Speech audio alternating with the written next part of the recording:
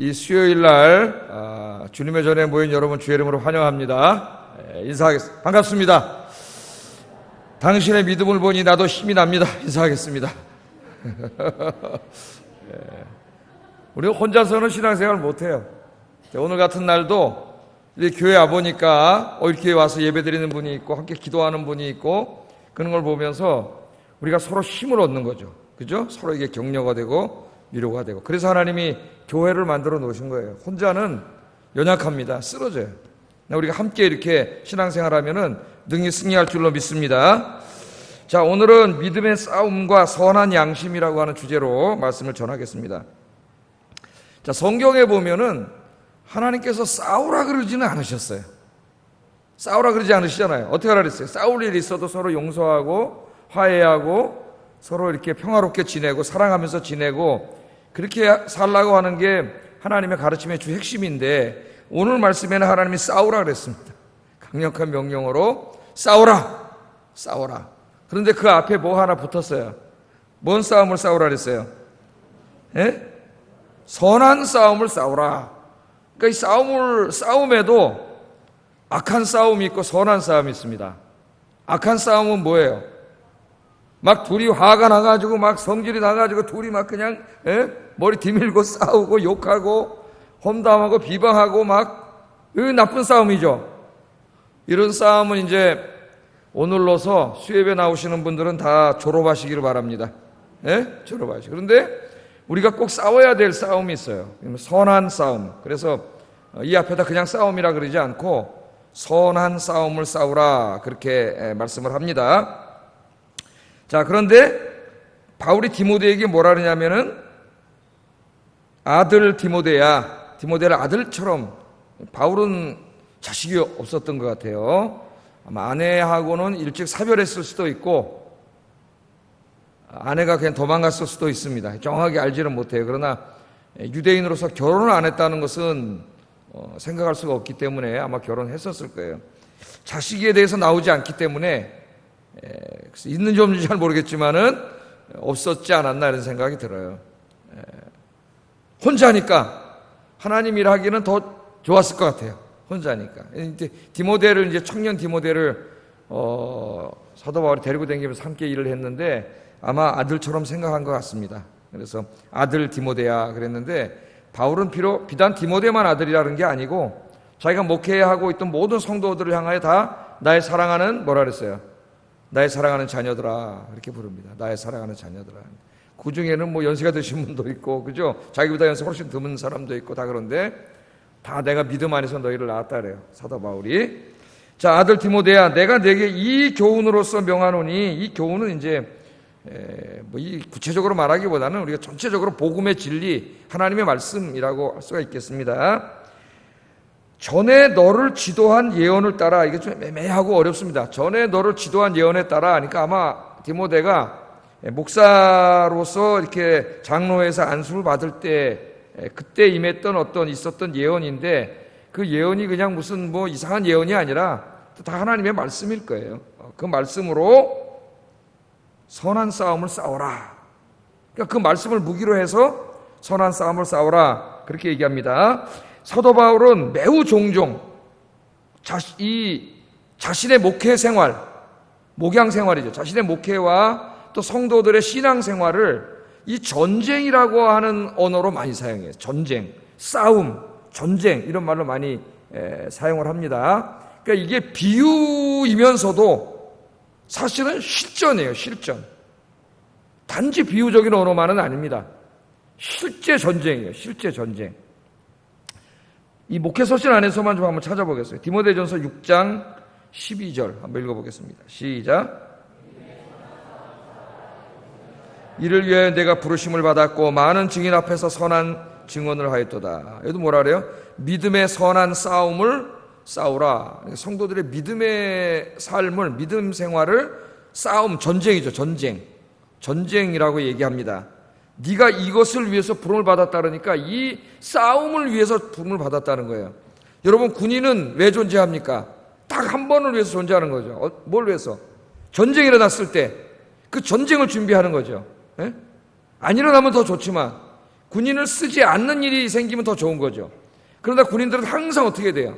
항상 준비하고 있어야 되죠. 항상 무장하고 있어야 돼요. 한 번 전쟁이 일어나면은 그 전쟁에서 지면은 나라가 망하기 때문에 항상 준비하고 있어야 되죠. 이게 군인이에요, 군인. 요새 막 제 조카도 군대가 있는데 핸드폰 다 나눠줘가지고 막 뭐 오후 때는 막 핸드폰하고 부작용이 생겨서 어떤 애는 그걸로 음란 그거 보고 있고 뭐 게임하고 있고 막 이런다 그래요. 야, 참 큰일 났다는 생각이 들어요. 북한군이 지금 10년인가 군대 생활을 11년인가 하는데 우리 고작 20개월 하는데 이 전쟁이 나면 이길 수 있겠나 하는 생각이 들어요. 상대도 안 될 겁니다 아마. 상대도 전쟁하면. 그러나 뭐 이때까지는 우리나라 무기가 더 뭐 현대 첨단 무기가 더 많다 뭐 그렇게 했는데 이젠 저쪽은 핵을 가지고 있기 때문에 또 미사일을 어제도 또 쐈죠. 우리나라 모든 중요 위치에 다 연습 사격을 다 해가지고 정확하게 가서 탁탁 떨어지게끔 다 준비해놨습니다. 그러니까 우리 대한민국은 우습게 알아요. 저쪽에. 미국이 무서운 거지 대한민국은 애들 말로 졸로 보고 있습니다.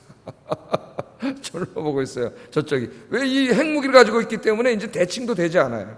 상대가 안 되는 거죠. 이제 이 상대가 안 돼. 우리가 핵을 갖지 않는 한 상대가 안 되는 거죠. 지금은 우리가 미국 핵잠수함이 들어와가지고 미국의 핵 때문에 일본도 우리도 핵을 갖고 있지 않지만은 나머지는 다 핵을 다 갖고 러시아, 중국, 북한 다 핵을 가지고 있어요. 그럼 우리나라하고 일본만 핵이 없어요 지금. 그래서 핵무장 소리가 지금 슬슬 나오고 있습니다. 핵무장 소리. 남을 죽이기 위해서가 아니라 이게 평화가 유지되려면은 이 힘의 균형이 이루어져야 돼요. 우리만 다 무기를 줄인다고 평화가 유지되지 않습니다. 힘의 균형이 이루어져야 전쟁이 안 일어나요. 왜? 전쟁이 일어나면 서로 죽거든. 한쪽이 약하면 전쟁이 일어나게 돼 있어요. 누구를 싸우기 위해서가 아니라 힘의 균형을 이루어야 싸움이 일어나지 않아요. 왜 이 얘기가 나왔냐? 오늘 싸움 얘기가 나오니까 얘기가 나왔습니다. 자, 믿음의 선한 싸움을 싸우라. 싸우라 이렇게 말해요. 또 디모데후서 1장 6절도 한번 읽어보겠습니다. 시작. 이를 위해 내가 부르심을 받았고 아멘. 같은 말을 또 하죠. 예? 믿음의 선한 싸움을 싸우라. 이를 위해 네가 부르심을 입었다. 그렇게 디모데에게 권면을 계속하고 있습니다. 그러니까 디모데에게만 권면한 게 아니라 디모데는 에베소 교회의 목회자이기 때문에 또 누구에게 이 서신을 누가 읽어요? 에베소 교인들이 읽죠. 그러니까 이게 목회 서신이라고 꼭 목회자에게만 한 말이 아니라고 제가 서론할 때 그랬죠. 모든 성도들이 들어야 되니까 여기 믿음의 선한 싸움을 싸우라. 이를 위해 내가 부르심을 받았다는 말은 우리 모두에게 해당되는 말이죠. 예? 우리 모두가 이 믿음의 싸움, 아까 선한 싸움은 그러니까 다시 말하면 뭐예요? 믿음의 싸움. 믿음의 싸움을 싸우도록 부름을 받았어요. 사도 바울은 에베소 교인들과 디모데에게만 싸우라 그런 게 아니라 자신도 한평생 동안 이 믿음의 싸움을 싸웠다 고백을 해요. 디모데후서 4장 7절을 읽어보겠습니다. 시작. 믿음을 지켰다. 여기서는 나는 선한 싸움을 싸웠다 그래요. 선한 싸움을 나는 싸우고 나의 달려갈 길을 마치고 믿음을 지켰다. 그렇게 이야기하고 있습니다. 그래서 우리들은 다 지금 뭐 하고 있어요? 우리들은 하나님께서 부르신 주의 군사예요. 디모데후서 2장에 보면은 우리는 다 그리스도의 군사라. 군인은 전쟁을 해서 존재하다. 그러니까 우리는 지금 뭐 하고 있는 중에 우리는 지금 평화로운 시대를 살고 있는 게 아니라 사실은 우리는 전쟁 중에 있습니다. 이것을 우리가 잊어먹고 살 때가 많아요. 우리는 전쟁 중에 있다. 전쟁 중에 있다. 이것을 놓치는 순간 우리는 우리 적에게 끌려다니면서 패배하고 살 수밖에 없어요. 우리는 전쟁 중에 있어요. 우리가 전쟁 중에 있다는 말은 우리가 싸워야 될 누가 있다는 거예요. 적이 있다는 거죠. 적. 그 적이 지금 우리를 어떻게 하고 있는 거예요? 우리 잡아먹으려고 공격하고 있는 거죠. 예? 영적인 거지만 핵무기와 미사일을 잔뜩 갖다 놓고 그냥 빵빵 쏴대면서 우리를 공격하는 거죠. 지금 우리나라는 저쪽에 바다 쪽으로 쏘면서 협박만 하고 있지만은 실제로 이 우리의 적은 우리를 향해서 쏘고 있습니다. 영적인 미사일을 계속 쏘고 있어요. 우리는 전쟁 중에 있어요. 우리가 이기려면 어떻게 돼요? 우리도 무장을 해야 되고, 우리도 강해야 되고, 우리도 힘이 있어야 되고, 우리도 이 적군과 싸울 무기가 있어야 돼요. 무기가. 그게 정신 차리라는 거예요. 우리가 이 싸움을 싸우는데, 자, 그럼 우리가 싸워야 될 우리의 적은 누구냐? 우리의 적은 누구예요? 강력한 우리의 적이 있습니다. 우리를 공격하는 누굽니까? 사시인데 사시. 사시는 그 사시는 아니고요. 사탄이에요, 사탄. 마귀죠, 마귀. 마귀 사탄과 그와 함께 타락한 수많은 귀신들, 악한 영들, 타락한 천사들이 지금 우리들을 보이지 않지만, 우리 눈에 보이지 않지만 우리를 쓰러뜨리려고 계속 의심의 미사일도 쏘고, 그죠? 불순종의 미사일도 쏘고, 계속 죄악의 미사일도 쏘고 계속 쏴대고 있는 거예요. 자, 그래서 우리는 지금 이 선한 싸움, 믿음의 싸움을 싸워야 되는데, 우리가 싸울 싸움은 물리적인 싸움이 아니고 영적인 싸움이에요. 영적인 싸움. 영적인 전투입니다. 영적인 전투. 그래서 이 에베소서 6장 11절 12절, 에베소서 6장 11절 12절. 이 에베소서는 어느 교회에 보낸 서신이에요? 에베소 교회. 디모데 전서는 어느 교회에 보낸 서신이에요? 에베소 교회에 보낸 서신이에요. 그러니까 에베소서는 사도 바울이 로마 감옥에 갇혀 있을 때 쓴 서신이니까 1차로 대략 60년에서 한 61년 정도에 썼다 그러면 지금 이 디모데 전서는 한 62년에서 63년 4년 정도에 썼으니까 한 2년 내지 3년 간격이 있다고 보면 돼요. 2년 내지 3년. 그러니까 디모데 전서를 쓰기 한 2년 내지 3년 앞서서 무슨 서신을 보낸 거예요? 에베소서를 보낸 거죠. 에베소서를. 같은 교회에다 보낸 겁니다. 연도 차이도 별로 나지 않아요. 한 2년에서 3년밖에. 그 에베소서 6장 11절 12절에서 우리가 싸울 싸움에 대해서 이렇게 말을 합니다. 읽어보겠습니다. 시작.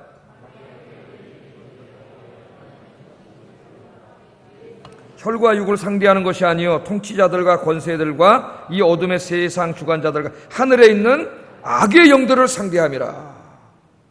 그러니까 우리가 싸워야 될 적은 보이는 적이 아닙니다, 여러분.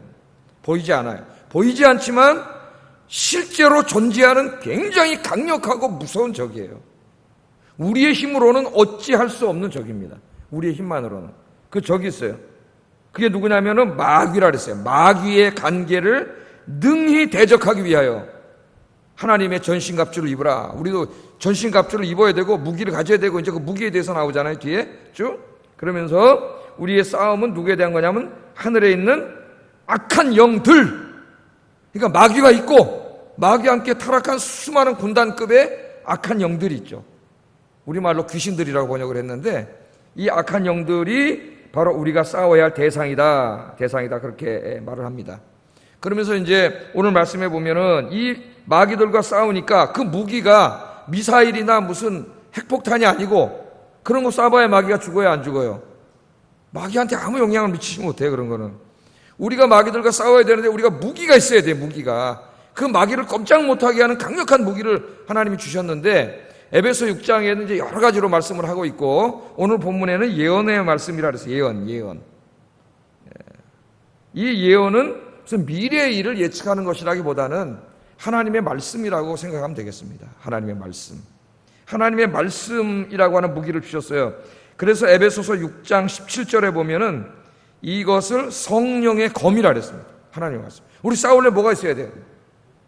이 당시엔 미사일이 있는 세대가 아니니까. 요새 하나님 말씀을 주셨으면 성령의 미사일이라 그랬을까요? 이때는 칼로 싸우는 시대니까 성령의 검, 곧 하나님의 말씀이라. 에베소 6장에 보면 대부분이 방어용 무기예요. 투구, 흉배, 그죠? 신발, 다 방어용 무기인데, 공격형 무기 딱 하나 있습니다. 그게 뭐냐면은 말씀이에요, 말씀. 그리고 모든 걸 종합하면서 또 하나 주신 말씀이 기도예요, 기도. 그래서 사실 에베소 6장에 많은 말씀이 있지만은 하나님이 마귀와 영적인 싸움을 싸울 때 우리에게 주신 공격형 무기는 기도와 말씀이에요. 기도. 그러니까 기도하지 않고 말씀을 묵상하거나 이렇게 열심히 여러분처럼 듣고 공부하지 않으면 이 마귀를 이길 수가 없어요. 무기가 없는데 뭘로 이겨요? 무기가 없는데. 그래서 고린도후서 10장 3절 4절에 이렇게 말합니다. 같이 한번 읽어보겠습니다. 시작.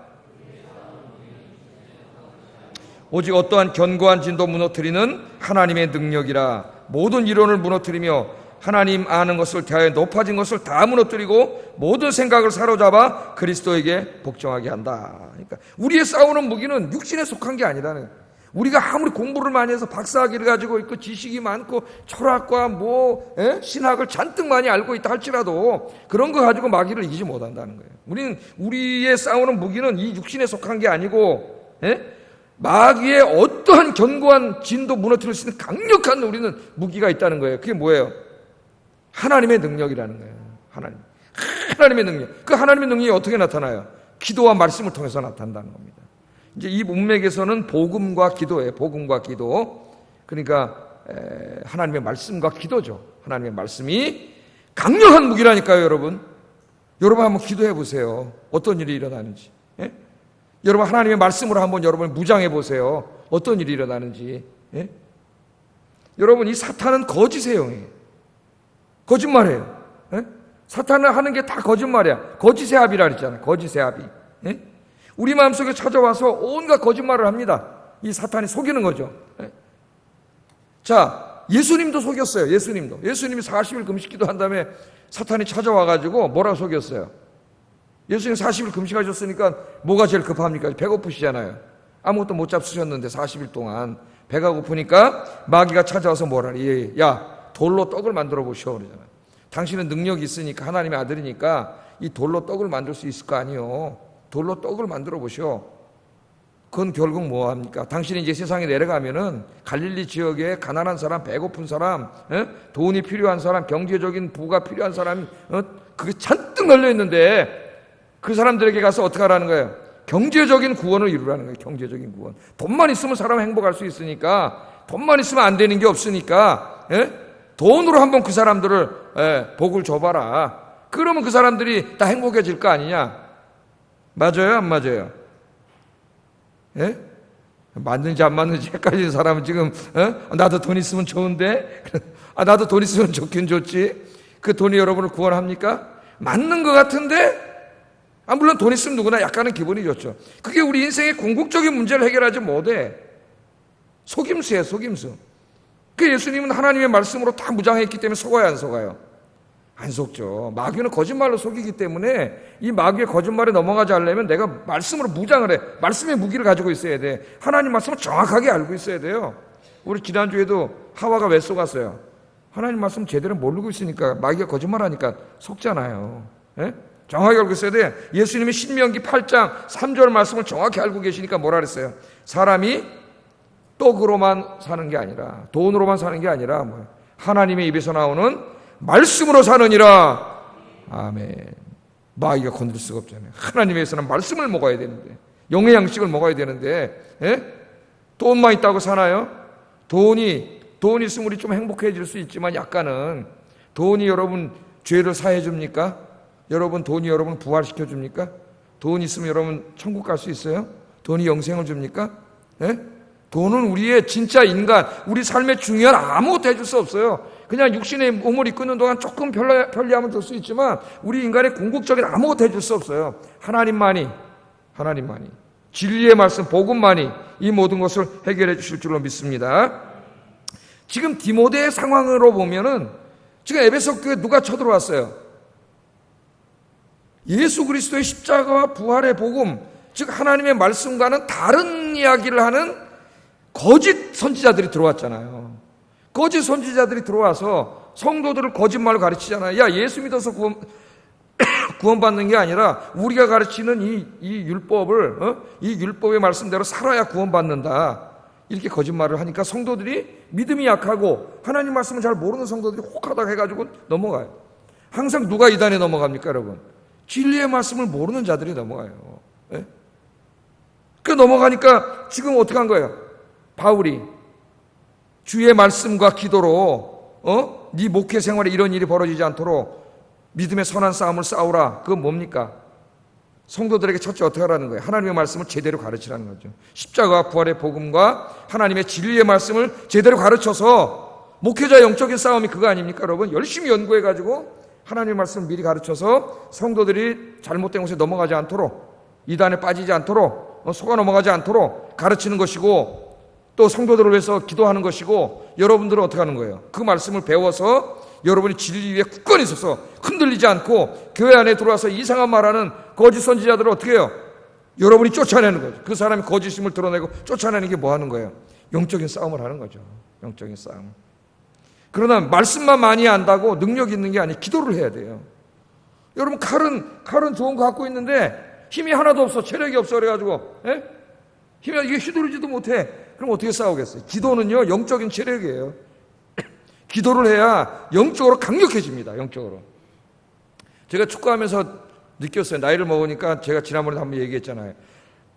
공이 저리 오면 제가 한 20m 이상 뛰어가면은 공을 잡아요. 이제 딱 잡고 돌아서면 저쪽 애가 뺏으러 와야 키도 한 80도 넘는 젊은 놈이 뺏으러 와. 근데 나는 20m 뛰면 그다음 힘이 다 빠졌기 때문에 더 이상 공을 어떻게 할 힘이 하나도 없어. 그냥 거기까지 와서 공은 잡았는데 그냥 쉽게 뺏겨. 왜? 20m 뛰었기 때문에 힘 다 빠진 거야. 그러니까 내가 발 앞에서 잡으면 내가 제끼고 나가요. 힘이 있기 때문에. 뛰어가서 잡으면 나 힘이 없어. 그럼 난 우리 팀 친구한테 패스를 해주려고 딱 쳐다보면 아무도 옆에 오질 않아요. 우리 애들은. 그러니까 뺏기는 거예요. 그걸 뺏겨요. 그게 중요한 게 체력이에요. 체력. 신앙생활도 체력이에요. 영적인 체력은 기도하지 않으면 여러분 비리비리 비실비실 배산명돼요. 아무리 좋은 칼이 있으면 뭐 제가 신학을 아무리 많이 연구해가지고 신학적인 지식이 머리에 가득해도 기도하지 않으면 이 말씀에 힘이 하나도 없어요. 말씀에. 제가 군에 있을 때 한 군목 한 분이 이제 군목들이 보통 27살 정도에 이제 목사 안수받아 일찍 옵니다. 목사를 하지만 애송이죠, 애송이. 근데 한 분이 와가지고 진짜 내용은 가만히 들어보면은 내용은 참 괜찮아요. 근데 진짜 메가리가 하나도 없어요. 사탄이 40일 금식 기도하신 예수님 찾아와서 자기 딱 좋아요. 제가 설교하면 아무도 못 자요. 왜냐하면은 시끄러워가지고 기차 화통 삶아 먹은 소리가 나오기 때문에 자다가도 깨는데 진짜 이 소리 듣고 자는 사람은 대단한 사람이에요. 대단한 사람이에요. 예? 그 사람 솔직히 얘기하더라고. 그분이 저 서울시내에 나온 분인데 저는 설교 준비는 하겠는데 기도를 못 하겠습니다. 기도를 해본 적이 없다는 거예요. 그러니까 힘이 없는 거예요. 여러분 이게 영적으로 막 힘이 빠지고 그럴 때 여러분 자신 돌아보세요. 내가 기도하고 있는지. 기도 안 하면 무너져요. 목사도 무너지고 다 무너져요. 여러분 기도하면은 영적인 힘이 생기죠. 그러면 하나님 말씀의 검을 딱 쥐어주니 말씀으로 그냥 다 마귀를 쫓아내는 거예요. 여러분 기도와 말씀으로 무장해서 마귀와 싸움에서 승리하는 여러분 되기를 주의 이름으로 축복합니다. 그래서 마태복음 26장 41절에 기도하지 않고 잠만 자는 제자들에게 예수님이 이렇게 말씀하셨죠. 읽어보겠습니다. 시작. 너희가 나와 함께 한 시간도 이렇게 깨어 있을 수 없더냐? 시험에 들지 않게 깨어 기도하라. 마음에는 원이로되 육신이 약하도다 하시고. 또 주기도문 가르쳐 주실 때에도 뭐라 그랬어요? 주기도문 아침에 하는 기도라 그랬죠? 하루를 시작하기 전에. 오늘도 마귀의 시험에 들게 하지 마옵시고 마귀가 주는 악으로부터 구원하여 주시옵소서. 아침에 꼭 매일 기도하라 그랬습니다. 기도 안 하면 우리가 이길 수가 없어요. 예? 쓰러져요. 여러분 기도는 정말 대단한 힘이에요. 대단한 힘이에요. 예? 기도를 소홀히 약간 이렇게 안 하면은 제가 이렇게 체험하면은 마음속에 벌써 마음부터 무너져요. 뭐가 찾아오냐면은 불안이 찾아와요. 불안. 알 수 없는 불안이 찾아와요. 그 다음에 우울해지기 시작해요. 특별히 가을이 오는데 가을에 이제 우울을 상당히 많이 탑니다. 요새 여성들도 우울을 타지만은 남성들도 50대 이상 넘어가면은 어떻게 보면 여성보다 우울을 더 많이 탄다 그래요. 가을 남자가 돼요. 우울해지고 그래. 그런 이 마음이 먼저 무너지고 불안해지고, 막 이런 증상이 와요. 돌아보세요. 기도 안 하는 거예요, 여러분. 기도하면은 이런 마음이 싹 사라지고 능력이 찾아옵니다. 하나님 힘을 주셔서 활력이 넘치고 에너지가 넘치고 막 뭘 하고자 하는 막 의욕이 생기는데 기도 안 하면 무기력해져요. 아무것도 하기 싫어. 아무리 실력이 있으면 뭐해? 무기력해지면 아무것도 못하는 거예요. 힘이 있어야 돼요. 기도하면 하나님이 힘을 주세요. 기도는 대단한 거예요. 그래서 예수님 뭐라 그랬어요? 기도 외에는 이런 류의 기적이 나가지 않는다 그랬죠. 그리고 무화과나무를 저주하면서 뭐라 그랬어요? 제자들이 어떻게 이런 일이 벌어집니까? 그랬더니 예수님이 뭐라 그랬어요? 기도 외에는 이런 능력이 안 나간다 그랬잖아요. 네가 믿음으로 기도하면은 여기 있는 산을 명하여 저리로 가면 산이 절로 간다 그랬습니다. 기도하면은 하나님이 역사하고 막 놀라운 역사가 일어나는 거예요. 그러니까 기도와 말씀으로 무장하면은 여러분 그 사람은 마귀가 건들 수가 없는 사람입니다. 또 그 사람 인생 자체도 활력과 기쁨이 넘쳐요. 그러니까 이 가을에 더 많이 기도하고 더 많이 말씀 묵상하고 설교 열심히 듣는 여러분 되시기를 주의 이름으로 축복합니다. 자, 그래서 이제 첫 번째 우리가 알았어요. 우리가 싸워야 할 대상은 사람이 아니고 누구예요? 그 사람을 장악하고 뒤에서 악을 행하고 거짓말을 행하고 이단적인 걸 가르치고 사람들을 미혹하는 악한 영이구나. 악한 영이구나. 그 악한 영과 싸우는데 여러분 무슨 주먹으로 싸웁니까? 지금 디모데에게 바울이 네가 선한 싸움을 싸우라 하니까 디모데 알겠습니다. 그러고 가가지고 저 거짓 선지자들 멱살 잡고 때리고 업어치기 하고 뭐 이런 얘기 아니잖아요. 그죠? 목회자로서 기도와 말씀으로 무장해서 이 말씀을 잘 연구하고 가르치고 성도들을 말씀으로 무장시키고 교회 안에 그런 거짓 선지자들이 발도 못 붙이게 성도들도 중무장하게 하고 다 쫓아내고 하나님의 강건한 교회를 만들어라 그 말이죠. 그게 영적인 싸움을 싸우는 거죠. 그래야 그 교회가 강건한 교회가 돼서 복음을 나가서 증거하고 세상을 구원하는 교회가 되는 거예요. 세상에 나가면요 맨 마귀에게 쏘가가지고 죽음의 길로 달려가는 사람 다잖아요. 여러분이 먼저 무장을 해야 그 사람들 가서 구원할 거 아닙니까? 전도하는 것도 영적인 싸움이에요, 여러분. 마귀는 그 사람들 마음속에 들어가가지고 장악해가지고 하나님 없다, 지옥 없다, 천국 없다, 예수님 없다 막 속이잖아요. 우리가 가서 복음으로 그 사람들 구원해야 되지 않습니까? 그러니까 이 전도도 다 영적인 싸움이에요, 마귀야. 전도하는 것은 정말 마귀와 최전방에 나가서 막 싸우는 거예요. 기도와 말씀으로 무장해서 악한 원수 마귀와 싸움에서 백전백승 하시는 여러분들에게 주의 이름으로 축복합니다. 요즘 저 새벽기도 애쓰라서 공부하고 있는데 마귀한테 져가지고 몇 년 동안 하나님 일을 손 놓고 있었다 그랬어요. 14년 동안. 14년 동안. 그 뜨거운 마음으로 맨 처음에는 하나님의 성전을 짓겠다고 바벨론에서 돌아왔는데 2년 동안은 정말 열심히 하나님 성전 지었죠. 근데 마귀가 사마리아 사람들을 동원해서 거짓말하고 속이고 협박하고 이간시키고 이렇게 하니까 두려워져가지고 아이고 나중에 좀 환경이 좋아지면 성전 짓자.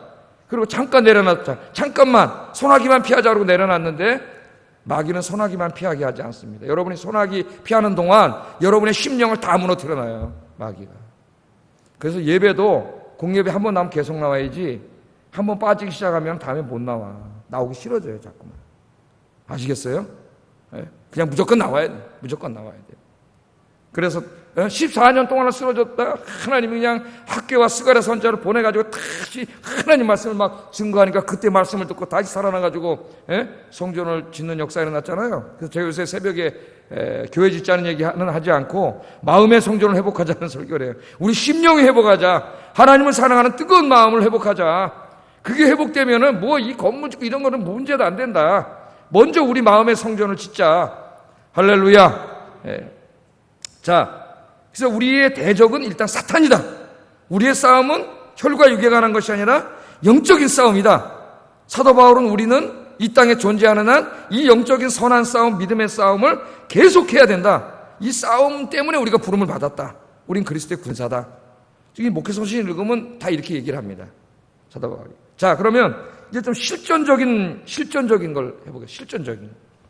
자, 마귀가 우리를 공격하는데 마귀와 우리의 싸움이 제일 치열하게 일어나는 것이 어딜까요?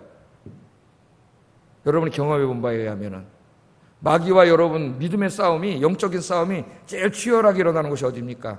우리의 마음이에요, 마음. 우리의 마음. 오늘도 여러분 수요일인데 휴일이고 교회 갈까 말까. 물론 여기 오신 분들은 믿음으로 다 그냥 오신 줄로 믿습니다.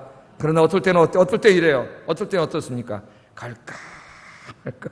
갈까 말까. 마음속에 누가 말까를 심어준 거예요. 마귀가 들어와가지고 야 오늘 하루 쉬어라. 오늘 축구하는데 남자들은 오늘 축구하는데 하루 쉬어라. 이 군대에 가잖아요. 군대에서 영화를 가끔 한 편씩 보여주는데 꼭 수요일날 보여줍니다. 수요일날 밤에 보여줘요. 쫄병 때는 수요일날 교회 가자 그러면 쫄병 애들이 교회 가요. 냉후반에 있다 걔네 한 대 얻어맞고 그냥 옛날에 많이 때릴 때니까 불안해서 가는데 조금 편안해지면 안 갑니다. 테레비 봐. 다 영화 보고 앉아있어요. 저는 이제 딱 그래도 믿음이 있으니까 야 교회 가자 그러면 가는 놈이 하나도 없어요. 영화 보는 날은. 나 혼자 가는 거예요. 나 혼자 가면서 생각하기를 아이 나도 오늘 영화나 한 편 볼까. 매일 보는 것도 아닌데 한 달에 한 번 뭐 두 달에 한 번 보여주는데 그냥 두 달에 한 번 뭐 빠지는 거 아니에요? 그런 마음이 싹 들더라고요. 마음속. 그러니까 이 마귀와의 전쟁이 가장 치열하게 일어나는 곳은 바로 우리의 마음이에요. 마음. 이 마음이 무너지면 다 무너지는 거죠. 뭐 삶이 나머지 뭐 할 필요도 없잖아요. 사도 바울도 로마서 7장 21절 24절에 그 유명한 말씀을 하잖아요. 자기 마음속에도 전쟁이 있어요. 같이 읽어보겠습니다. 시작. 악이 함께 있는 것이로다. 내 속사람으로는 하나님의 법을 즐거워하되 내 지체 속에서 한 다른 법이 내 마음의 법과 싸워 내 지체 속에 있는 죄의 법으로 나를 사로잡는 것을 보는도다. 오라 나는 곤고한 사람이로다. 이 사망의 법에서 누가 나를 건져내랴. 그러니까 자기 안에 뭐예요? 하나님의 말씀대로 순종해야지 살아야지 하는 그런 마음이 있는데 또 한편에 어떤 마음이 또 생겨나요. 우리도 다 경험하잖아요. 에? 인간의 욕심과, 그죠? 인간의 욕심대로 그 죄악이 이끌리는 대로 살고 싶은 또 이 마음이 또 하나가 여기 또 있잖아요. 우리 마음에. 이 두 마음이 어떻게 한다 그랬어요? 바울이. 내 안에서 싸워. 내 안에서. 그러니까 하나는 성령의 지배를 받는 마음이고 하나는 마귀가 들어와서 마귀가 지배를 하는 이 마음이 우리가 아직 구원이 완전히 이루어지지 않았기 때문에 내 안에서는 구원이 완전히 이루어지면 이제 이런 싸움은 없죠. 아직은 어때요? 지금은 이 땅에 사는 동안은 내 안에서 매일 전쟁이지. 매일 전쟁. 매일 전쟁터예요. 우리 마음이. 예? 여러분 그래요 안 그래요? 매일 전쟁터잖아요. 예? 저새가 미워 죽겠어. 저놈 막 예? 이런 마음 마귀가 주는 마음이다. 또 성경님이 뭐라 그래? 야 임마 네가 목사냐? 너 맨날 사랑하라고 용서하라고 설교하는데 용서하고 사랑해야지. 이 두 마음이 내 마음속에 있잖아요. 예? 내가 하나님 앞에 늘 기도하고 말씀 묵상할 때는 용서하잖아요. 주님 나를 용서해 주셨는데 나도 용서할 수 있게 해주세요. 용서하는데 내가 기도하지 않고 신앙생활 제대로 하지 않으면 어떻게 돼요? 뭐가 더 세져요? 마귀가 사로잡은 마음이 더 세져가지고 너희 이놈의 실격이 한번 보자. 어떻게 돼요? 싸우게 되는 거예요. 미움이 확 생기고 그러잖아요. 그 목사도 쓰러지는 거지 뭐. 목사 쓰러지는. 바울도 그랬어요. 오라 나는 공고한 사람이다. 공고한 사람. 그러면서 그 다음에 뭐라 그럽니까? 25절에 우리 주 예수 그리스도로 말미암아 하나님께 감사리로다. 자기 힘으로는 이 싸움에서 이길 수 없는데 주 예수 그리스도의 이름으로 기도하면 예수님께서 이길 수 있는 힘을 주신다 이거예요. 할렐루야.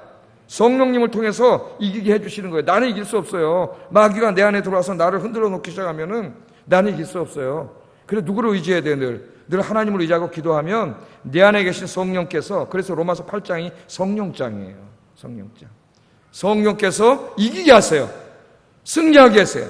여러분 오늘부터 여러분 마음속에 이제부터 정말 온갖 사탄이 쳐들어와가지고 별의별 걸 다 어떨 때는 의심하게 하기도 하고, 그죠? 악을 행하게 하기도 하고, 세상을 추구하게 하기도 하고, 예배드리기 싫은 마음도 갖다 주고, 기도하기 싫은 마음, 말씀 보기 싫은 마음도 갖다 주고, 남을 미워하는 마음 갖다 주고, 수없이 막 내 마음속에서 싸울 때 여러분 주님 의지하고 기도하셔서 승리하는 여러분 되길 주의 이름으로 축복합니다. 첫 번째는 사탄이 우리 마음을 공격한다. 우리 자신을. 여기서 지금 다 무너진다 이거예요. 그 다음에 또 우리가 싸워야 될 실전이 뭐냐면은 지금 디모데 교회의 거짓 선지자들과 같은 자들과 싸워야 되는 거예요. 우리 주변에 지금 교회 안에 안 들어와 있지만 신천지, 신천지 이만희, 저 하나님의 교회 안산홍, 우리 집 앞에 본부가 있어요. 제가 늘 가끔 얘기하잖아요. 엄청나게 열심히 신앙생활 한다고. 애들 다 데리고 옵니다. 우리 애들 다 어디 학원에다 놓치고 교회도 잘 안 오고 그럴 때 내 보니까 애들 다 손잡고 와, 이 사람들은. 나중에 어떻게 되겠어요, 우리가 이거. 애들 다 데리고 와요. 화요일 날도 오고 목요일 날도 오고 뭐 이렇게 많이 모이는지 잘 모르겠어요, 내가. 그 다음에 구원파 박옥수 저한테 메일을 매일 보내와. 일주일에 한 번씩 무슨 식으로 가지고 보내지 말라고 전화해도 또 보내와요. 그렇게 열심히 해요. 박옥수 이런 이단들이 많죠. 이단들이. 이런 이단들과 싸워서 이기려면 어떻게 돼요? 열심히 기도하면서 주의 진리의 말씀으로 무장을 해요. 진리의 말씀으로. 그들이 이단임을 드러낼 수 있어야죠. 그래서 나중에 이 에베소 교회는 이 말씀을 잘 배워가지고 에베소 교회 또 언제 편지를 읽습니까? 요한계시록에 보면 또 나오죠. 부활하신 주님이 소아시아에 있는 7교회에 편지를 보낸 게 요한계시록이잖아요. 그 7교회 중에 하나가 또 어디예요? 에베소야, 에베소. 그런데 그 에베소에는 어떤 일이 벌어져요? 이단들이 들어와, 니골라당이라고 하는 이단들이 들어와가지고 지금 또 마찬가지로 이때로부터 한 30년이 지난 다음이죠. 그러니까 AD 한 95년쯤에 또 쓰러뜨리려고 했을 때 에베소 교인들은 이때 하나님 말씀으로 무장해 있었기 때문에 이단들이 어떻게 했어요? 발을 붙이지 못하고 에베소 교회에서 쫓겨났습니다. 할렐루야. 그런 여러분들이 되시기를 주의 이름으로 축복합니다. 자, 뿐만 아니라 진짜 더 위험한 사람들은 우리 신학자들이에요. 신학자들. 이 자유주의 신학자들. 이 자유주의 신학은 누구에게 영향을 미쳐요? 목사들에게 영향을 미칩니다. 목사가 자유주의 신학에 영향을 받으면 목사는 누구에게 영향을 미쳐요? 성도들에게 영향을 미쳐요. 그러면 목사가 자유주의 신학에 영향을 받아가지고 그런 신학으로 설교를 하면은 오늘 지금 여기 디모데 교회 거짓 교사들이 되는 거예요. 거짓 교사들. 예? 그래서 지금 이 신학자들 중에는 이 자유주의 신학자들이 맞서가지고 그들이 그들이 뭘 부정해요? 하나님의 존재하심을 부정하고 예수님이 하나님의 아들 구원자라는 거 부정하고 동정녀 탄생 부정해, 부활 부정해, 영생 부정해, 천국 부정해, 지옥 부정해. 그런 게 어리냐는 가톨릭의 어떤 유명한 신부님은 부활이 없다 그래. 난 부활 안 믿는다 그래. 우리 엄마는 자기 엄마는 믿는데요. 자기 엄마는 부활을 믿는데 자기는 부활 믿지 않는데 부활이 어린이에요. 그럼 그 사람이 왜 신부 됐을까요? 난 이해를 못하겠어요. 부활을 안 믿는 사람이 성경은 부활을 가르치는 안 믿는 사람이 왜 신부가 됐을까? 그러면서 부활은 죽은 자가 살아나는 게 아니라 예수님의 사랑의 정신이 오는 우리 마음속에 살아나는 게 부활이라 그래요. 그래서 내가 사랑을 실천할 때 내 안에 부활이 실체화된 거라 그래요. 그런 의미도 있을 수 있습니다. 실존적인 의미에서. 그러나 진짜 부활을 하는 거죠. 그 여러분 목사 중에 요새 이 부활을 안 믿고 뭐 이상한 사람이 많아요. 물론 우리 교단에는 없으리라 믿습니다만. 그래서 지금도 이 복음주의 신학자들이 그들과 이 학문으로 싸우는 거죠. 주석을 쓰고 논문을 쓰고 싸우지 않으면 자유주의 신학자들이 다 장악해 버리면 교회가 금방 무너집니다. 저 서구 교회 다 무너진 거예요. 자유주의 신학 앞에. 성경이 하나님 말씀이 아니라고 그러는데 성경이 하나님 말씀이 아닌데 누가 성경을 읽겠어요? 성경이 하나님 말씀이 아니면은 성경이 오류가 많은 인간의 책이면 우리는 하나님 말씀을 어떻게 압니까? 그런 신학자들이 목회자들을 장악하고 목회자들이 교회 와서 그러는 바람에 저 서구 교회가 다 무너져 버린 거예요. 여러분. 그래서 제 스승이신 김세인 교수님은 원래는 선교사가 되려고 그러셨대요. 선교사가. 그래서 먼저 언어를 공부하려고 싱가포르에 가가지고 이제 싱가포르에 가면 그 영어 배우는 사람이 거기 가서 많이 하는데 영어를 이제 배우고 있는데 거기 영국의 선교사님 한 분이 이분이 이제 너무 똑똑하니까 물론 똑똑하지 않은 사람이 선교사 된다고 하는 얘기는 아닙니다. 당신은 선교사로 헌신하는 것보다는 신학자가 되는 게 더 하나님 앞에 영광이 되겠다. 그래서 방향을 바꿔가지고 선교사를 안 하고 신학을 하면서 그분이 그러더라고요, 저한테. 자기는 이제 이 신학을 하는데 뭐 성도님들이 읽으면 진짜 너무 어렵고 이거 뭐야 그랬겠지만은 이 신학을 통해서 저 자유주의 신학자들이 지금 저 서구의 신학이라고 하는 것은 완전히 자유주의 신학이에요. 대부분이 다. 우리가 신학 공부할 때 맨 처음에 진짜 이게 뭐 복음주의 신학이 없어. 절망이야. 근데 어느 날 김생 교수님이 나타나서 그분의 바울 신학을 읽으면서 야, 정말 이렇게 복음주의적으로 학문적으로 공부하면서 이 복음주의가 될 수 있구나. 그분이 그래요. 자기는 선교하는 마음으로 한대요. 그 자유주의자들과 싸워서 그들의 자유주의 신학이 틀렸음을 입증을 해야 목회자들이 바른 신학 공부할 거 아니에요. 지금 제가 가끔 말한 톰 라이트 같은 사람.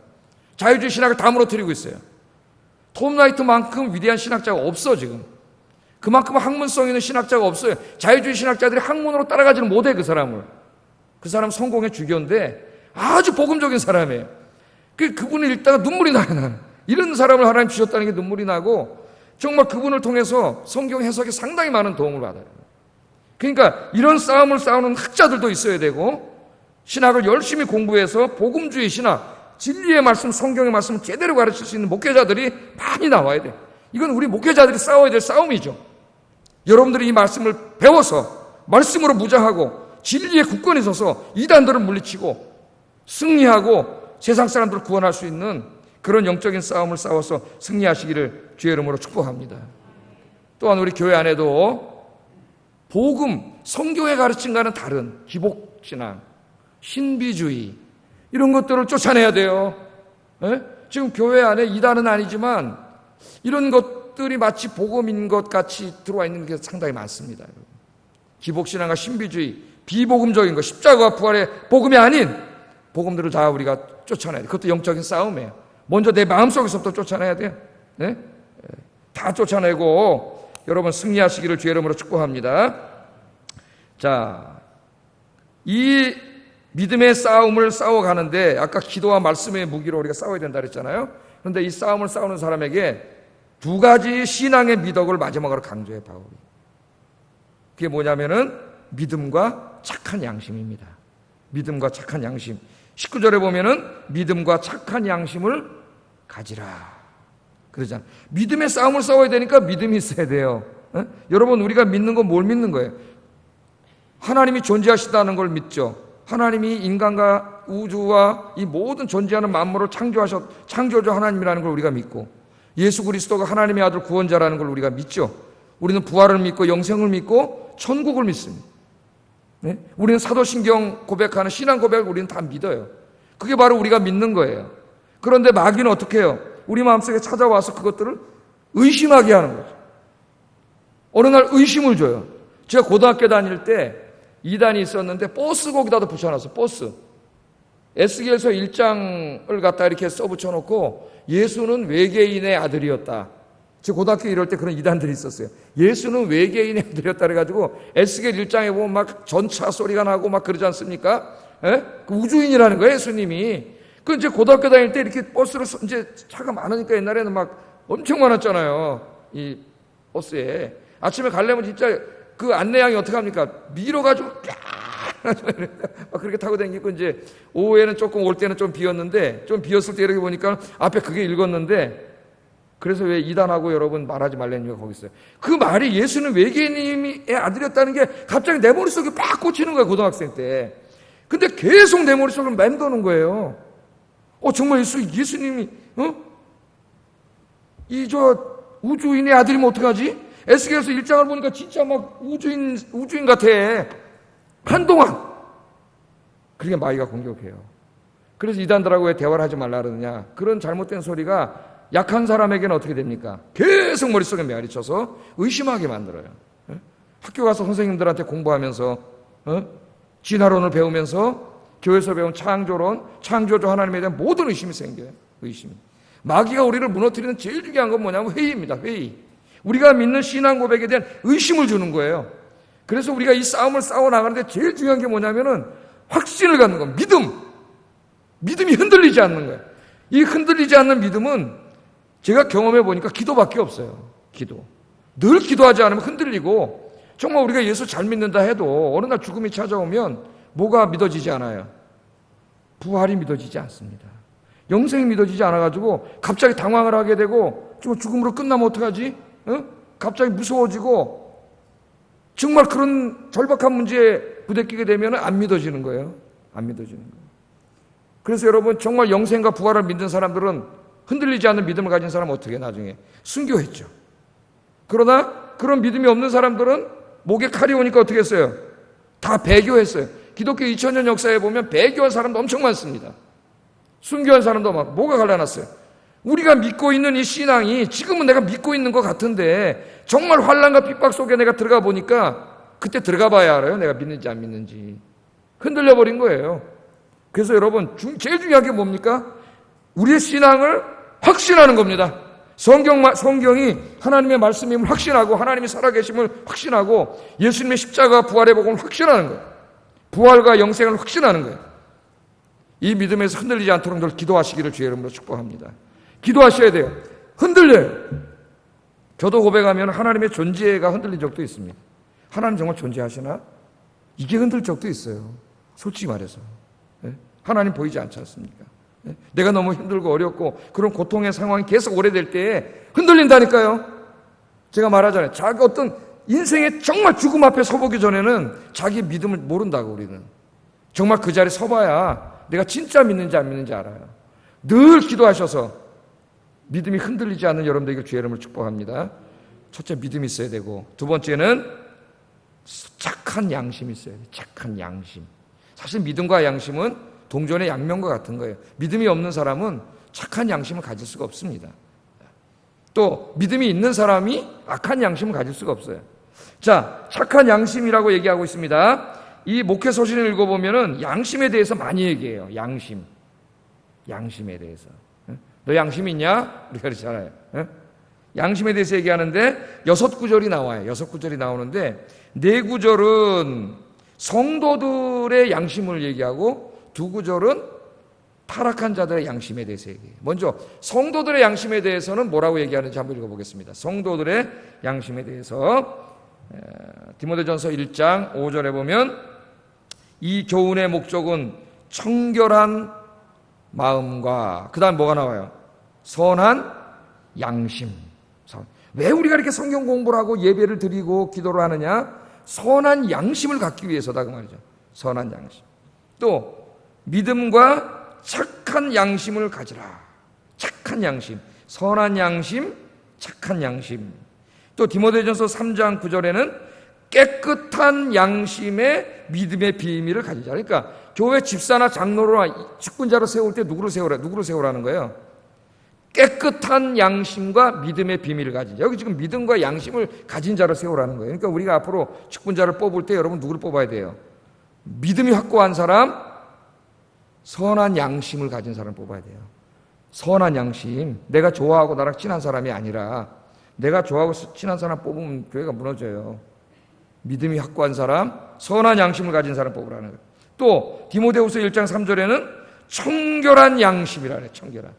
그러니까 구원받은 사람, 믿음이 있는 사람들의 양심과 함께 쓰이는 수식어는 뭐예요? 선한, 착한, 깨끗한, 청결한. 그러니까 예수 믿고 구원받은 사람들의 양심은 어떤 양심입니까? 예? 선한 양심, 깨끗한 양심. 왜? 우리가 예수 믿을 때 성령님이 우리 안에 들어와서 우리 양심을 선하고 깨끗하게 해요. 깨끗하게. 자, 그러면 믿지 않는 사람들, 타락한 사람들의 양심에 대해서는 뭐라고 얘기하는지 디모데전서 4장 2절 읽어보겠습니다. 시작. 자기 양심이 화인을 맞아. 화인. 사탄에게 화인을 맞은 거예요. 사탄이 인쳐버린 거예요. 그래갖고 양심의 기능이 망가진 거예요. 양심의 기능이. 또 디도서 1장 15절 읽어보겠습니다. 시작. 믿지 아니하는 자들에게는 아무것도 깨끗한 것이 없고 오직 그들의 마음과 양심이 더러워졌다. 그러니까 더러운 양심이라네. 더러운 양심.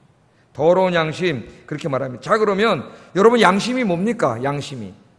많은 철학자들과 심리학자들은 양심은 우리 인간 안에 내재해 있지 않는 초월해서 온 것이라고 해요. 초월해서 저기서 하나님이 주신 거라는 거죠. 하나님이. 양심. 원래 우리 인간에게 없는 것인데 그 유명한 철학자인 칸트도 제일 신비한 게 두 가지였어요. 하나는 저 하늘에 존재하는 수많은 별들, 저 우주가 어디서 왔는가. 그게 제일 궁금한 것이었고, 두 번째는 인간의 마음속에 도덕률이 있다고 하는 거, 양심이 있다고 하는 거. 너무 신기하게 생각했어요. 사악한 인간에게 양심이 있다고 하는 거. 양심. 자, 이 양심은 하나님께서 사람들의 마음속에 주신 하나의 센서라. 도덕적이고 윤리적인 센서다. 센서. 그러니까 여러분 집에 화재 경보기가 있잖아요. 연기가 나면 어떻게 돼요? 센서가. 고장 난 거는 안 울리겠지만은 고장 나면 안 되겠죠. 고장 안 난 건 어때요? 그래서 불난 걸로 우리에게 가르쳐 주지 않습니까? 이 양심이라고 하는 것이 하나님이 우리에게 주신 도덕적 윤리적인 하나의 센서와 같습니다. 그러니까 이게 제대로 작동을 하면 어떻게 돼요? 우리가 거짓말하거나 죄 지으면은 양심의 센서가 울려요. 그래서 뭘 느껴요? 우리가 양심의 가책을 받지. 양심의 가책을. 양심의 가책을 받으니까 어떻게 가슴을 찢으면서 하나님 앞에 회개하게 되고, 죄를 안 져야 되지만 우린 깨끗한 양심을 가진 자이기 때문에 안 져야 되지만 연약한 인간이기 때문에 지면 어떻게 됩니까? 센서가 막 울려가지고 내가 누구를 조금 뭐 미워하고 거짓말 한번 해도 이 센서가 이게 활발한 사람은 이게 막 울려가지고 막 괴로워서 견딜 수가 없어요. 왜? 성령님이 내 양심을 통해서 막 역사하기 때문에 조그만 거 하나에도 괴로워하는 거예요. 바울처럼. 예? 조그만 죄 하나만 줘도 이게 마비되면 큰 죄를 줘도 괴롭지가 않아져요. 예?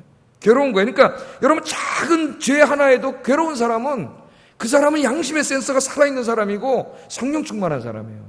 성령 충만한 사람. 하나님 앞에 가까이 갈수록 우리의 부끄러운 모습이 더 잘 보이기 때문에 그 사람은 양심의 센서가 울리게 돼 있어요.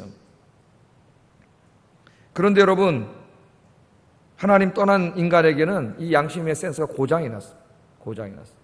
그래서 내가 아무리 도덕적으로 윤리적으로 나쁜 짓을 해도 양심의 센스가 울리지 않아요. 양심의 가책을 받지 않아요. 맨 처음엔 조금 가책을 받을지 몰라도 자꾸 죄를 짓다 보면은 양심이 화인을 맞게 돼요. 양심의 기능이 무너져요. 죄를 반복해서 져도 전혀 양심의 가책을 느끼지 못하는 그런 사람이 된 거죠. 그러니까 우리가 이 주의 일을 할 때에 영적인 싸움을 싸우고 복음의 진리를 가르치고 하나님이 살아계시고 예수님이 진리라는 것을 가르칠 때에 중요한 게 첫째는 내가 그걸 믿는 것이고 둘째는 뭐예요? 내 양심이 깨끗하고 선한 양심이 되는 거예요. 그래서 나의 삶이 내 양심이 선하면 어떻게 돼요? 내 삶이 정직하고 의롭고 깨끗한 삶을 살겠죠. 거짓말하고 불의를 행하지 않겠죠. 진리를 증거하는 사람인 내가 내 양심이 화인을 맞아가지고 내 말과 행동이 엉망진창이야. 거짓말하고 불의를 행하고 그렇게 살아가면은 내가 전하는 말을 누가 믿겠어요? 아무도 안 믿죠. 요즘 우리나라에 그렇지 않습니까? 평생 동안 남을 욕하고 잘못한 사람들을 비난하고 살던 한 사람이 돌이켜보니까 그 사람 자기가 욕한 사람 한 짓을 다 하고 살았어요. 이때까지. 그 사람이 개혁을 한다면 그걸 누가 믿겠어요? 그걸 누가 받아주겠어요? 그러니까 20대 애들이 다 들고 일어났어요 지금. 우리가 정말 하나님의 말씀이 진리이고 그 진리의 말씀을 증거하는 사람이 되려면 먼저는 내가 그것을 확고하게 믿어야 되고 둘째는 내가 어떤 사람이에요? 선한 양심을 가진 선한 사람이 돼야 되는 거예요. 내가 선한 양심을 갖고 선한 행위를 하느냐 안 하느냐는 내가 믿는 믿음이 진리인가 안 진리인가를 세상 사람들에게 보여주는 잣대가 되는 거예요. 잣대가. 그러니까 우리 그리스도인들은 제일 중요한 게 뭐예요? 양심이 살아있어야 돼요. 깨끗한 양심, 선한 양심. 그런 양심을 가지고 여러분 그런 양심이 있으면 어떻게 돼요? 선한 삶을 살게 돼 있어요. 의로운 삶을 살게 돼 있어요. 빛이 되는 삶을 살게 돼 있어요. 우리가 세상에 나가서 선한 양심을 가지고 빛이 되는 삶을 살 때 선한 행동을 할 때에 우리의 믿음의 내용이 어떻게 돼요? 진리임을 보여주는 거예요. 오늘 시간에 여러분 기도하면서 여러분의 믿음이 더욱 확고해지고 하나님이 주신 선물인 이 양심이 더 깨끗해지고 더 선해지는 역사가 일어나기를 주의 이름으로 축복합니다. 그런데 오늘 마지막으로 이 믿음이 무너지고 양심이 무너진 사람이 있다. 바울이 그렇게 얘기하죠. 두 사람을 얘기하는데 실명을 듭니다. 이름을. 왜? 개인의 문제가 아니라 이 두 사람이 공동체의 해악을 끼치고 있었던 사람이기 때문에 이름을 들어요. 왜? 그게 누군지 알아야 다른 사람이 속지 않거든요. 그래서 하나님 이름을 밝히게 하셨어요. 19절 12절 디모데전서 1장 오늘 19절 20절이죠. 읽어보겠습니다. 시작. 그간도 후메네오와 알렉산더가 있으니 내가 사탄에게 내어준 것은 그들로 훈계를 받아 신성을 모독하지 못하게 하려 함이라. 믿음이 있다 하면서 복음과 십자가의 부활의 복음과는 다른 이야기를 해요. 믿음에서 파손된 자예요. 파괴된 자예요. 믿음에서 떠난 자는 어때요? 양심이 화인 맞기 때문에 그 삶이 엉망진창이 돼요. 여러분 이단들을 보면은 이단들의 수계가 도덕적으로 윤리적으로 사는 거 봤어요? 안 봤어요? 이단들의 그 우두머리는 다 나중에 뭐로 걸려요? 다 돈, 그 다음에 또 뭐로 걸려요? 음란으로 걸리잖아요. 음란으로. 그 믿음에서 파손된 자는 사탄에게 그 양심이 화인 맞았기 때문에 그 자들은 전부 음란한 자, 돈밖에 모르는 자로 전락하게 돼 있어요. 그러니까 도덕률이 없다라고 하는 것은 그 사람이 이단임을 보여주는 증거야. 가짜임을. 근데 왜 속냐 말이에요. 그 이단들에게. 그 사람이 누구라 그랬어요? 여기 지금 두 사람, 후메네오와 알렉산더 두 사람이 있다는 거예요. 두 사람, 에베소 교회에. 그래서 사도 바울이 그 사람을 어떻게 했다 그래요? 자기가 있을 때 사탄에게 내줬다 그래요. 사탄에게 내줬다는 말은 무슨 말일까요? 이게 고린도전서 5장에서도 나옵니다. 사탄에게 내줬다는 말은 교회에서 출교시켰다는 겁니다. 출교. 교회에서 쫓아냈다는 거예요. 왜? 그 사람이 교회에 있으면 계속해서 그런 그 이단적인 말을 할 것이고 그 잘못된 행위를 계속 다른 사람에 영향을 미칠 것이기 때문에 공동체 전체가 거룩성을 유지할 수가 없어요. 그래서 교회에서 쫓아내. 고린도전서 5장에서는 그 음행을 행하는 자를 출교시키지 않은 걸 보고 바울이 굉장히 책망하죠. 고린도 교회 지도자들을. 그 음행을 행한 자를 왜 출교시키지 않느냐. 교회에서 당장 내쫓으라. 왜냐하면 그 죄는 누룩과 같다 그랬어요. 누룩은 여러분 밀가루 속에 들어가면 어떻게 돼요? 금방 퍼져버려요. 다른 사람은 다 오염시켜. 그래서 내쫓으라 그랬어요. 여러분 그래서 이 출교의 목적은 두 가지입니다. 하나님은 출교하라 그랬습니다. 교회는 사랑인데요.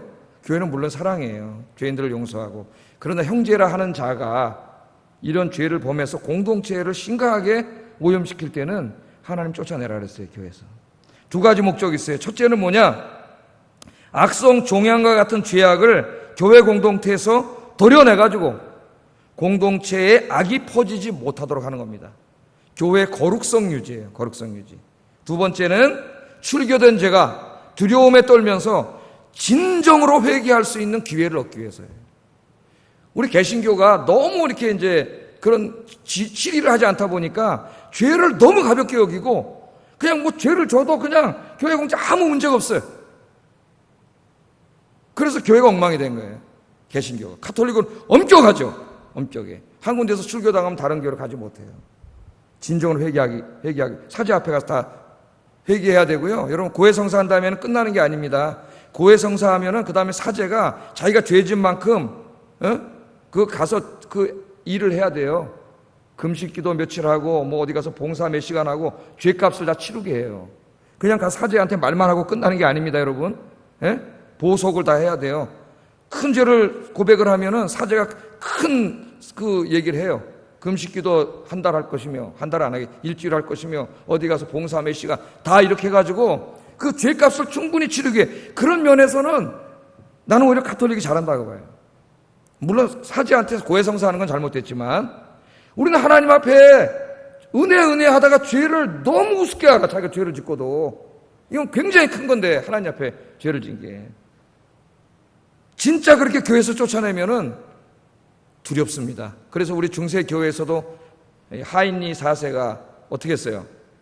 교황이 성찬에 못 들어오게 했잖아요. 황제를 성찬에 못 들어오게 했습니다. 중세 때는 교회에서 추방돼가지고 성찬에 못 들어오면 지옥 간다고 가르쳤어요. 그러니까 황제가 두려움에 떨었습니다. 자기도 신자기 때문에 지옥 가면 어떻게? 그래서 교황 앞에 무릎 꿇고 빌었어요. 회개를 했어요. 그 유명한 얘기가 나오잖아요. 여러분 카노사의 굴욕이라고 유명한 얘기가 나오지 않습니까? 뭐 그것이 옳다는 건 아니지만은 우리 개신교는 죄를 너무 가볍게 여긴다는 거예요. 죄를 하나님은 굉장히 심각하게 여기시는데 하나님은 죄 때문에 외아들의 생명을 다 희생하셨는데 그래야만 죄가 해결되기 때문에 그래서 뭐라 그랬어요 바울이? 예수 믿는다면서 다시 죄악의 길을 가는 자는 예수 그리스도를 십자가에 못 박아 현저 욕보이는 죄를 지는 거다. 그렇게 말씀하시잖아요. 그렇죠? 이렇게 죄에 대해서 엄격하게 다뤄야 그 죄를 진 사람이 진짜 회개합니다. 진짜 회개해야 용서를 받을 수가 있어요.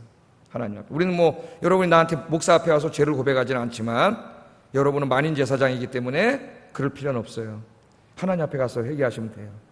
정말 가슴을 찢으면서 애통하면서 회개해야 됩니다. 그렇게 하기 위해서 출교하라고 사실 하나님은 말씀을 하셨는데 목사님 저부터 잘 못해요. 못해요. 그래서 이 양심을 버린 자들에 대해서 이야기합니다. 여러분들은 이런 자가 되면 안 되겠죠. 믿음에 굳건히 서서 선한 양심을 가지고 이 영적인 싸움에서 승리하는 여러분 되시기를 주의 이름으로 축복합니다. 기도하겠습니다.